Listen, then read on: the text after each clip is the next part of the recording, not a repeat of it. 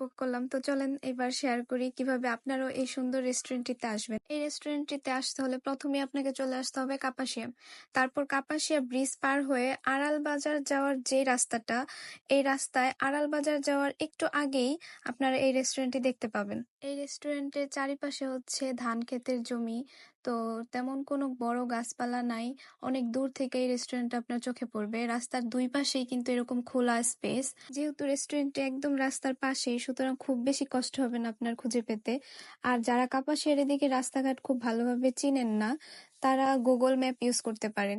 তো অনেকটা পথ পাড়ি দেওয়ার পরে আমি চলে আসলাম এখন সেই ভাইরাল রেস্টুরেন্টে।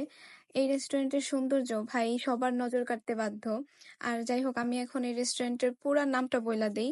এই রেস্টুরেন্টের নামটি হচ্ছে মাদুলি রিল্যাক্স থাই চাইনিজ রেস্টুরেন্ট এবং কমিউনিটি সেন্টার। আপনারা যদি চান তাহলে কমিউনিটি সেন্টারের জন্য আপনারা একটা বুকিং দিতে পারেন। এই রেস্টুরেন্টের